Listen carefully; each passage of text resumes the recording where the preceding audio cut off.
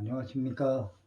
오늘은 제 42차 시 강의, 그러니까 건축시공 현장 실무 제 42차 시 강의를 진행하도록 하겠습니다. 오늘은 아스팔트 시트 방수에 대해서 알아보기로 했습니다. 재료는 프라이머. 프라이머는 솔, 고무주걱 등으로 도포하는 데 지장이 없고 8시간 이내에 건조되는 품질의 것으로 한다고 했습니다. 프라이머는 우리가 방수나 도장 모든 부분에 이제 프라이머가 나오는데, 여기서 얘기하는 프라이머는 아스팔트 시트 방수를 하기 위한 프라이머, 그러니까 즉 아스팔트 프라이머를 얘기하는 겁니다. 프라이머는 말 그대로 맨 밑바탕에 깔아서 피도면과 방수 도료가 접착하는 접착제 역할을 한다고 했습니다. 그 다음에 계량 아스팔트 시트가 필요하고, 요즘은 계량 아스팔트 시트도 많이 쓰지만 자착식 시트를 많이 씁니다. 계량 아스팔트 시트도 뒷면에 점착성이 있어서 그냥 붓기도 하나, 아스팔트 프라이머를 칠을 하지 않고 그냥 묻혀 놓으면은 날씨가 추워지거나 겨울철에 북풍이나 이런 게 불면은 떨어져서 그냥 통째로 지붕이 통째로 방수층이 날아가 버립니다, 바람에. 그래서 반드시 프라이머 칠을 하고 계량 아스팔트 시트를 붙이고, 자착식도 뒤에 점착성이 있어서 잘 달라붙기는 하나 맨 끝단 부분, 그러니까 자착식은 특히 목구조나 판넬 지붕일 경우에 맨 테두리 후레싱이나 물받이 있는 부분은 아스팔트 프라이머를 칠을 하고 붙여주는 게 좋습니다. 왜 그러냐면 습기가 침투할 우려가 있기 때문에 맨 끝단 부분. 그 다음에 보강 깔기용 시트. 내내 같은 종류죠. 계량 아스팔트 시트나 또는 자착식 시트나 또 같은 재질의 보강 깔기용 시트, 모서리 부분에 보강 깔기를 하기 때문에 하는 거고, 점착층 부착 시트, 뒷면에 점착층이 붙은 것으로 토치의 불꽃에 의하여, 토치램프 불꽃에 의해서 그 자체 및 단열재가 손상을 받지 않는 것으로, 불을 이렇게 갖다 댄다고 해서 시트 자체나 단열재가 손상을 받으면 안 되겠죠. 그 다음에 실링제. 실링제는 폴리머 계량 아스팔트로 한다 했는데, 중간에 이렇게 떼우는 재료, 떼우는 거 실리콘이 아니고, 여기서 얘기하는 실링제는 내내 아스팔트로 돼 있는 아스팔트를 갖다가 떼어주는 겁니다. 실링제 종류는 정형 실링제와 부정형 실링제가 있다. 이 두 가지가 있습니다. 그냥 부정형 실링제는 그냥 아스팔트로 이렇게 돼 있는 거고, 아스팔트를 놀라라 붓으로 갖고 이렇게 발라서 떼어주는 거고, 정형 실링제는 우리 실리콘처럼 이렇게 모양을 갖추고 이렇게 해서 압력을 줘서 이렇게 떼우는 그런 재질을 얘기합니다. 그다음 관련 재료는 아래의 관련 재료는 계량 아스팔트 시트 제조업자 또는 책임 있는 공급업자가 지정한 것으로 한다. 그 다음에 관련 마감도료는 솔 또는 뿜칠 기구로 도포하는 데 지장이 없게 방수층과 충분히 접착시켜서 양호한 내구성을 갖춘 방수층의 품질을 저하시키지 않는 것으로 한다. 보호 완충제. 여기서 마감도료는 페인트가 아니고 아스팔트를 바른다든가 이런 걸 얘기하는 겁니다. 보호 완충제. 보호 완충제는 지하 외벽의 방수층 표면에 부착하여 모래 등으로 대매우기 제의 충격에 치마로부터 영향을 제거하는 재료로 한다고 했습니다. 보호 완충제라면 특히 지하실 같은 데는 세로로 이렇게 지하실 벽체에다가 아스팔트 프라이머를 바르고 아스팔트 시트를 세로로 쭉 100mm씩 겹쳐서 쫙 바르게 됩니다. 바르고 대명비를 하면은 뚫어지죠. 충격에 의해서 뭐 돌이나 이런 것들에 의해서 뚫어지게 되는데, 그걸 방지하기 위해서 바깥에 보호 벽돌을 사주기도 하고, 뭐 지붕일 경우에는 콘크리트를 한번 쳐주기도 하죠. 보호층 콘크리트를. 누름체는 적절한 강성과 내구성을 갖고 방수층의 말단부를 확실하게 멈출 수 있는 것으로 한다고 했는데, 이렇게 눌러주는 어떤 쇠로 된 걸 눌러서 이렇게 해주기도 합니다. 탈기장치는 방수 성능을 손상시킴이 없이 바탕의 수분을 양호하게 탈기시켜 토치의 불꽃으로 변형되지 않는 내구성이 뛰어난 것으로 한다. 방수층이 수분이 있거나 이렇게 되면 말리지를 않습니다. 우리가 가끔 겨울철에 아스팔트 시트 방수를 하다 보면 옥상의 그 난간 부분에 모서리 부분에 눈도 쌓여 있을 수도 있고 서리가 이렇게 와 있을 수도 있고 비가 와서 좀 덜 마르고 젖었을 경우가 있는데, 이때 방수공들이 토치를 풀어갖고 건성을 이렇게 말립니다. 그건 다 헌일입니다. 왜 그러냐면 방수를 해놓고 내부에 있는 습기가 증발하면서 방수층 그 접착면에다가 습기가 들어오게 되겠죠. 그럼 방수층이 들뜨게 됩니다. 그럼 방수에 문제가 생겨요. 그래서 그렇게 되지 않도록 수분이 빠져나갈 수 있도록 어떤 저거를 한다 겁니다.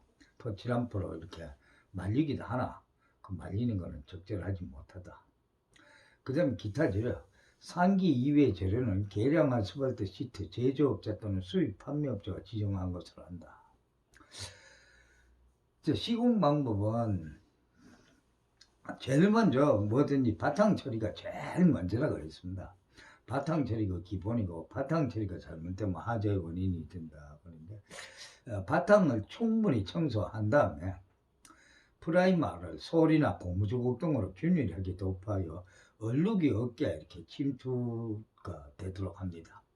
또 침투도 콘크리트 면이나 이런 쪽에 바탕면에 침투도 되지만 또 접착제 역할도 해주고 그렇기 때문에 고르게 바른다. 그렇다고 해서 너무 많이 발라던데, 왜 그러냐면 너무 많이 바르면 비 대신에 여름 되면은 계량 아스팔트 시트 속에 그 발라놓은 프라이머가 날씨가 뜨거워지면 이게 녹아서 팽창을 하게 되는데, 이 물질이 갈 데가 없으면, 새어 나갈 데가 없으면 어디로 갑니까? 비 대신에 천장에서 아스팔트가 떨어집니다. 그럼 옷장이고 뭐고 아스팔트로 다 베리겠죠, 오시고. 그런 문제가 생긴다. 그래서 적당하게 발라야 된다. 발라도 너무 많이 바른다고 해서 좋은 건 아니다. 그래서 보통 우리가 한 말 정도 가지고 얼마 정도 바를 수 있냐, 새까맣게 이렇게 고르게 칠만 되면 되는데, 우리 20리터짜리 한 말 가지면 약 한 30평방미터 조금 못 바른다. 27에서 한 30평방미터를 고르게 이렇게 바르면 됩니다. 그 다음에 바르고 난 다음에 바로 사람이 밟으면 이게 질퍽질퍽하게 발에먹고 이렇게 되니까 한 2~3시간 지난 다음에 계량 아스팔트 시트를 붙이게 됩니다. 시트는 어떤 식으로 붙이냐면 잠깐 칠판을 보면서 하겠습니다. 시트는 지하실이 이렇게 벽체가 있으면 지하실일 경우에는 한 겹 붙이고 100mm 겹쳐서 다시 한 겹 붙이고, 계량 아스팔트 시트는 노을로 이렇게 나오는데 차착식도 다 노을로 나오는데 폭은 1m고 길이는 10m입니다. 그러니까 10평방미터인데 100mm씩 겹쳐보면 실제 소요량은 9평방미터밖에 안 되죠. 그다음 벽에 그 지하실 벽 같은 데는 세로를 이렇게 붙여야 되는데 100mm씩 겹쳐서 쭉 붙이고 나중에 보호 벽돌을 산다고 했습니다. 세로를 이렇게 붙이고 목조주택이나 샌드위치 판넬 경사형 지붕은 그럼 어떻게 붙이느냐. 경사형 지붕이 이렇게 경사가 됐으면 밑에서부터 이렇게 붙이고 또 100mm 겹쳐서 이렇게 붙이고 또 100mm 이렇게 겹쳐서 붙이고 또 이렇게 100mm 겹쳐서 붙이고 그 다음에 맨 마지막은 이쪽 편에도 또 밑에서 이렇게 붙여오겠죠. 100mm씩 겹쳐서 이렇게 붙여면 맨 마지막은 이렇게 해서 이렇게 접어 넘가 버리죠. 넘가서 이렇게 붙여버려. 그래야 방수가 되는 거죠. 그리고 이 겹쳐진 면은 토치람프로 불러갖고 이렇게 약간 녹여서 뜨거우니까 손으로 못하고 고무헤라 같은 걸 가지고 꽉꽉 눌러서 완전 접착을 겹쳐진 부분을 완전 접착을 시켜줘야 됩니다. 완전 접착. 자, 이렇게 해서 하고 그 다음에 이게 보호층이 있어야 된다. 이 방수층이 뭐 어떤 충격이는 뚫어지면 방수가 안 되니까 목조주택이나 판넬 지붕에는 이 위에다가 아스팔트 싱글을 갖다 붙여버리죠. 그럼 그 자체가 보호층이 되죠. 보호층이 된다. 그 다음에 지하실이나 이런 외벽은 세로로 붙이고 난 다음에 우리가 단면을 그려보면 지하실 벽체가 이렇게 있으면 세로를 전부 쭉 붙여놓고 나서 이 바깥에다가 벽돌을 갖다가 사는 거죠. 벽돌을 사는데 딱딱 붙여서 하면 벽돌의 충격에 의해서 또 시트지가 뚫어져 있으니까 보통 한 10에서 15mm 정도 띄워서 삽니다. 띄워서 사고 나중에 대매우기를 하는 겁니다. 벽돌이 굳고 난 다음에.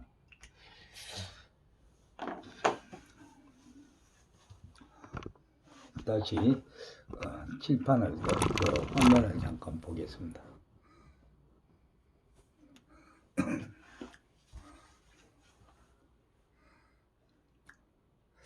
그 다음에 계량 아스팔트 시트 붙이기는 토치로 계량 아스팔트 시트의 뒷면 및 바탕을 균일하게 구워서 계량 아스팔트를 용융시키면 잘 밀착이 되도록 되어 있습니다. 일반부의 계량 아스팔트 시트가 서로 겹쳐진 접합부는 계량 아스팔트가 붉어져 나올 정도까지 충분히 가열하고 용융시켜서 순밀성을 좋게 한다. 또 계량 아스팔트 시트가 서로 겹쳐지는 폭은 긴 쪽으로 길이 방향으로 100mm 그 다음에 폭 방향으로도 역시 짧아서 가다가 또 이어서 갈 때는 항상 100mm 이상으로 겹쳐집니다.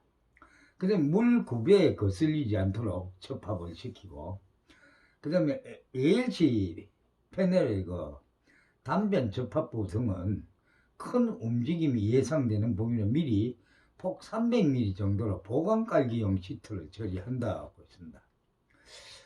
자, 보강 깔기는 주로 우리가 사진을 보면은 코너 부분이나 바닥하고 사이에 300mm 정도를 폭으로 잘라서 먼저 보강 깔기를 해서 코너를 이렇게 붙여 놓고 다시 바닥에서 붙여서 위로 여기까지 올리고 또 위에서 붙여서 100mm 정도 밑으로 겹쳐지게 이렇게 붙여갖고 합니다. 모서리 부분 이런 부분에 보강 깔기를 하는 거죠.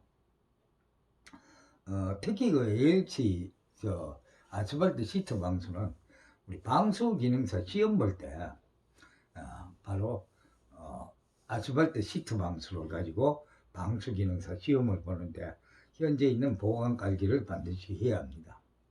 그럼 치켜 올림의 계량 아스팔트 시트는 말단부는 누름체를 이용해서 고정하고 이 누르는 쇠가 있습니다. 누름체라고. 그러니까 쉽게 말해서 뭐 우리 고대처럼 생긴 것도 꽉 눌러서 완전 접착을 시키는 거예요. 그 다음에 고정하고 실링제로 처리한다. 근데 이때 실링제는 제대로 붙게 아스팔트 시트를 발라주기도 주는 겁니다. 그 다음에 지하 외벽 및 수영장 등의 벽면에서 계량 아스팔트 시트 붙이기는 미리 계량 아스팔트 시트를 2m 정도로 재단하고 나서 재단을 해갖고 딱딱 붙이기도 합니다. 뒷면에 이렇게 점착성이 있어도 비닐가 이렇게 씌워져 있습니다.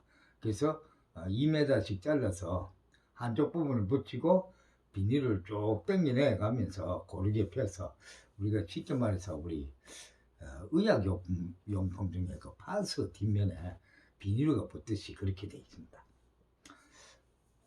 또 재단하지 않고 계량 아스팔트 시트를 붙이는 경우에는 늘어뜨리는 장치를 이용해서 시공한다 했는데, 뭐 벽면에 상부에 아까 그 지하실 같은데 상부에서 붙이고 밑으로 이렇게 내려뜨려서 쫙 하고 길이만큼 간 다음에 칼로 갖고 커팅을 해서 잘라서 붙이면 되고, 아까 경사지붕 같은 경우는 쭉 가면서 옆으로 가면서 쭉 펴면서 비닐을 당겨내면서 붙이면 돼요. 노을로 이렇게 되어 있기 때문에. 그 다음에 계량 아스팔트 시트의 겹친 폭은 정방향, 장방향, 길이 방향, 폭방향 모두 100mm 이상으로 하고, 최상단부 및 높이가 10m를 넘는 벽에서는 10m마다 누름쇠를 이용해서 고정한다 그랬는데, 자, 누름쇠를 갖고 고정을 하는 게 아니고 누름쇠를 이용해서 꽉 눌러서 완전히 벽면에 접착이 되도록 이렇게 고정을 시킨다는 겁니다. 바탕에 부분적으로 융착시키는 경우 시공법은 특기 시방에 따른다. 바탕이 이제 부분적으로 이렇게 뭐 시트지를 오려서 땜빵 한다 그러죠. 땜빵 하듯이 이렇게 붙이는 거는 특기 시방에 따른다 했습니다. 그 다음에 특수 부위의 마무리. 자, 모서리 부의 요철 부분은 일반 바닥면에서 계량 아스팔트 붙이기 앞서 폭 200mm 정도 보강 깔기용 시트를 처리한다. 지금 현재 배수구죠.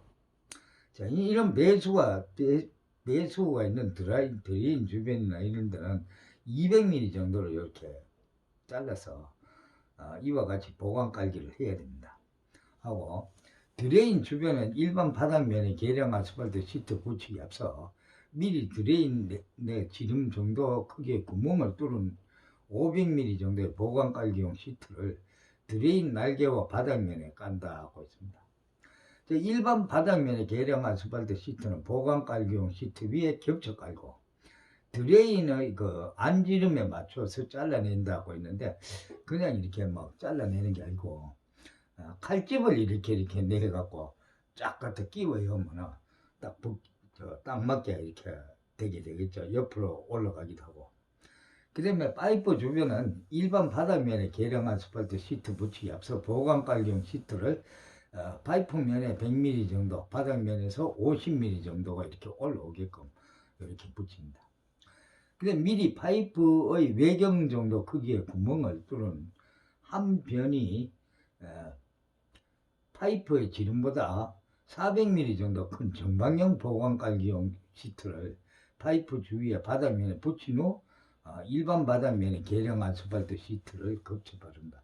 그래서 이 정방향으로 된 이 400mm 정도의 했는데, 보통 바닥 깔기는 바로 여기다가 겹쳐서 또 붙여버리는 거죠. 그 다음에 파이프에 지켜 올린 부의 계량 아스팔트 시트는 소정의 높이까지, 파이프가 요구하는 그 높이까지 딱 갖다 다 붙여야 되고, 상단부는 내구성이 좋은 금속류로 이렇게 뭐 우리가 화장실이나 뭐 옥상 드레인 같은 데나 유가를 쓴다든가, 그걸 물 드레인 그 뚜껑이라든가 이런 걸 갖다가 고정을 시키죠. 금속으로 되면. 그 다음에 하단부와 함께 실링제. 이 실리콘 뭐 처리도 할 수 있고, 이때 마감으로 하기 위한 실리콘 처리도 할 수 있습니다. 그 다음에 방수층의 보호막감. 계량 아스팔트 시트 방수층을 후속 공정이나 관련 공정 작업으로 인하여 파손되지 않게 잘 보호하고 양생하기 위하여 다음 같은 보호층을 시공한다. 땅속에 묻히는 외벽이나 바닥의 경우에는 보호 완충제를 부착하는 등 방법으로 할 수 있으며, 이 경우 반드시 특기 시방으로 그 자재 및 시공 방법 등을 명기하여야 한다. 주로 그 벽은 갖다가 지하실 벽이라든가 이런 외벽인 경우는 벽돌을 사는 게 제일 많습니다. 많고, 그 외에 무슨 뭐 어떤 완충제, 그러니까 뭐 열반사 단열재라든가 뭐 이런 재질을 갖다가 쫙 갖다가 한 번 더 입히고 대매기 할 수도 있긴 있겠습니다. 그러나 그 공사 현장의 특기 시방에 따를 수밖에 없죠. 또 바닥 옥내배, 자 시트 방충 위에 15mm 이상 보온 모르타를 시공한 후에 마감층 누른 콘크리트 타일, 뭐 기타 이렇게 시공합니다. 그러니까 쉽게 말해서 옥상층이라든가 뭐 어떤 바닥층 뭐 이런 경우에 15mm 이상 보온 몰타르로 미장공이 바르고 난 다음에 그 위에다가 뭐 타일을 치거나 타일을 붙이거나 안 그러면 그 위에다가 다시 콘크리트를 탓을 할 수도 있습니다. 벽에 그 지켜 올림부 포함 방수층에서 20mm 이상 떨어지게 조적벽 등을 사태, 아까 제가 10mm에서 15mm 떨어진다 그랬는데요. 실제로 그 국토부 표준 시방서에서는 20mm 떨어지도록 하게 되어 있습니다. 등으로 사태, 반드시 공간을 모르타 등으로 잘 채워 조적벽에 마감층을 시공한다. 그 떨어진 공간을 그냥 놔놓으면 잎을 대매우게 하면 벽돌이 밀려 들어갈 수도 있어요. 그래서 그 벽돌하고 방수층하고 떨어지는데 몰타를, 시멘트 몰타를 묽게 비벼서 다 채워여야 돼요. 그래야 벽돌이 안 밀려 들어가게. 그 다음에 방수지 한 롤의 크기는 아까 처음에 얘기했지만 폭이 1m고 길이 10m로 10평방미터이나 100mm씩 겹쳐 시공으로 할증률 10%를 하고, 복잡한 이 아까처럼 보강 붙이기도 해야 되고 코너 부분 일인데는 복잡한 특수 부위는 할증률을 30%까지 계산을 합니다. 그래서 이와 같이 해서 아스팔트 방수를 하는데 또 몰타를 하지 않고 옥상 방수층 같은 경우에는 시트 붙이려고 한 다음에 묵은 콘크리트를 50mm 정도 두께로 탓을 하기도 합니다. 그런데 왜 15mm 이상 몰타를 치라고 그러냐면 콘크리트 탓을 하면서 콘크리트는 쇠석 자갈이라든지 자갈이 섞여 있습니다. 그래서 작업자들이 밟으면 그 자갈로 인해서 방수층이 파손될까봐, 그래서 15mm 이상 보호 몰타를 발라서 몰타리 마르고 난 다음에 그 위에다가 보호 콘크리트를 칠하는 겁니다. 그런데 통상 현장에서는 15mm 이상 미장을 하지 않고 바로 보호 콘크리트를 그냥 치기도 많이 합니다. 하는데 그때는 상당히 주의를 해야 됩니다. 잘못하면 방수층이 쇠석 자갈, 그 삐죽삐죽한 자갈을 갖다가 작업자들이 장화를 신고 밟다 보면 그 작업자의 몸무게에서 그 아스팔트 시트가 자갈에 의해서 파손되면은 그 부분에 물이 새겠죠. 그 다음에 이 물이란 건 우리가 방수를 해놓고 특히 아스팔트 시트 방수 같은 경우는 물이 새게 되면 새는 부위를 찾을 수가 없습니다. 천장에서 물이 떨어진다고 해서 그 부위에 물이 새는 게 아니고 방수층으로 스며든 물이 쭉 흘러가면서 속에서 포화 상태가 되도록 고였다가 콘크리트가 균열되거나 어느 약한 부분에 가서 물이 떨어지게 됩니다. 그러니까 물이 떨어진다고 해서 그 부분에서 물이 새는 게 아닙니다. 그렇기 때문에 찾아낼 수가 없어요. 그럼 전바닥을 다 두루 깨야 된다는 거죠. 그래서 굉장한 주의가 필요하다. 아스팔트 시트 방수는. 그 대신에 시트 방수를 하고 위에 보호 콘크리트를 쳐버리면 거의 반영구적으로 수명이 된다. 근데 이제 가정집에서는 잘 못하는 것이, 사실은 방수하는 비용은 우레탄보다 싸게 칩니다. 싸게 치지만 위에 콘크리트 몰타를 묵은 콘크리트를 탓을 하는 부분이 돈이 너무 많이 든다 이거죠. 펌프카가 들어가라. 그 다음에 한 50mm 이상 그 묵은 콘크리트를 쳐야 갈라지거나 들뜸이나 같은 거 이게 방지가 되는데 펌프카도 써야 되고, 그 다음에 또 그 묵은 콘크리트가 우리가 보통 무게를 얼마 정도 보냐 하면은 묵은 콘크리트는 그 무게가 한 1.7톤 가까이 보고 있죠. 우리 철근 콘크리트는 2.3톤 이렇게 보고 있죠. 1롭에다. 그러면 그 무게에 의한 그 하중에 그 옥상이 견딜 수 있는가? 뭐 내미권 한 차를 갖다 본다 그러면 약 15톤 가까이 되죠.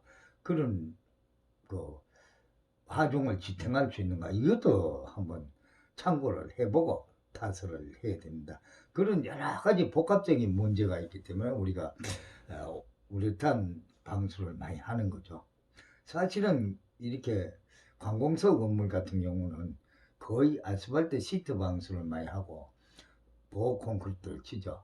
옛날에는 그 아스팔트 방수라는 게 8층 상겹, 뭐 10층 상겹 해서 아스팔트 프라이머, 펠트, 우레탄 보드, 또 아스팔트 프라이머, 펠트 이런 식으로 쭉 해서 많이 그건 돈도 너무 많이 들고 번거롭고 굉장히 문제점이 많아요. 그래서 그거는 지금 거의 안 하죠. 거의 안 하고 계량 아스팔트 시트나 자착식 아스팔트 시트를 굉장히 많이 쓰고 특히 목조주택이나 샌드위치 판넬지 보면 이 계량 아스팔트 시트나 자착식 아스팔트 시트가 아니면 방법이 없어요. 방법이 없고 그 다음에 우리 방수기능사 시험에서도 전부 아스팔트 방수를 갖고 시험을 보기 때문에 상당히 여러분들이 알아두면은 유용하게 써먹을 수 있는 것이 바로 아스팔트 시트 방수다. 자, 오늘은 여기까지 하고 다음 시간에는 건축 도장공사를 가지고 공부를 하도록 하겠습니다. 수고했습니다.